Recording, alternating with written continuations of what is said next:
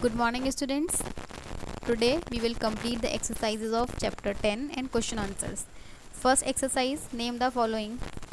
A natural structure that rises well above its surrounding. अपने आसपास की जगह से थोड़ा सा ऊंचा, थोड़ा एलिवेटेड जो स्ट्रक्चर है उसे हम बोलते हैं mountain. Low land area that extend over thousands of kilometre. ऐसा एरिया जो कई हज़ार किलोमीटर तक फैला होता है उसे हम क्या बोलते हैं? प्लेन्स बोलते हैं.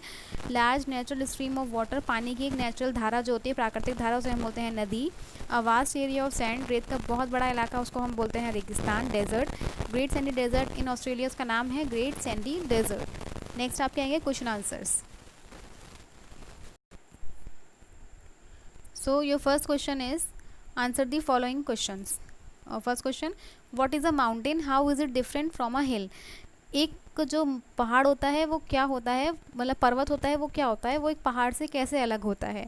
पर्वत और पहाड़ दो अलग अलग हैं. कैसे हैं? अ mountain is a natural structure that rises well above its surrounding. यानी माउंटेन जो है एक नेचुरल स्ट्रक्चर है, प्राकृतिक ऐसे रूप है जो अपने आसपास की जगहों से थोड़ा सा एलिवेटेड होता है, जो अपने आप से ऊंचा होता है. ठीक है. Hill is much smaller than a mountain. लेकिन जो एक छोटा सा पहाड़ होता है वो एक पर्वत से बहुत छोटा होता है हाइट में. Second, write two features of a plateau. Plateau यानी पठार के दो फीचर्स लिखने हैं. क्या क्या हैं? ये मिनरल सोर्स में रिच होते हैं, यानी यहाँ पे खनिज बहुत ज़्यादा अच्छे से पाए जाते हैं. इनकी लैंड फर्टाइल होती है. और ये फार्मिंग यानी कि खेती किसानी के लिए और पशुपालन के लिए यानी रियरिंग के लिए, पालन पोषण के लिए बहुत अच्छे होते हैं. Third question, what is an oasis? Oasis क्या होता है? An oasis is a small water pool. एक छोटा सा वाटर का पूल है, एक छोटा सा पानी का तालाब नुमा होता है जो कहीं कहीं हमें दिखाई पड़ता है रेगिस्तान में. कहीं भी दिखाई पड़ता है और कभी कभी वो होता है. ठीक है, तो उसको हम बोलते हैं oasis. Next, name the two types of desert. दो टाइप के डेजर्ट कौन कौन से होते हैं आपके? हॉट डेजर्ट और cold desert. Question 5, describe the 3 stages of a river from its origin in the mountains to its journey into a sea और एन ओशन. एक नदी जो कि पहाड़ से शुरू होती है उसकी यात्रा, उसकी जर्नी को डिस्क्राइब करिए, बताइए तब तक कि वो जाके नदी या सागर में मिलती है, सागर में समुद्र में मिलती है. तो नदी की 3 स्टेजेस कौन सी होती हैं? फर्स्ट, यूथफुल स्टेज, यानी जब वो बहुत ज़्यादा यंग रहती है उसमें क्या होता है, बहुत तेज़ी से नदी बहती है. रिवर फ्लोर्स रैपिडली, बहुत तेज़ी से बहती है.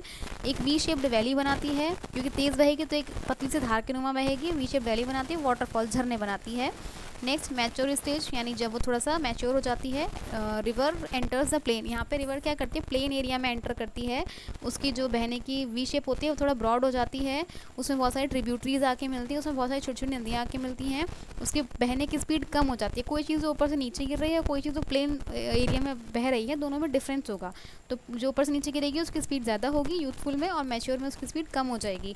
और ये क्या करती है? लैंड को फर्टाइल बनाती है, मिनरल्स को अपने साथ लेके बहती है और लैंड को फर्टाइल बनाते हुए चलती है.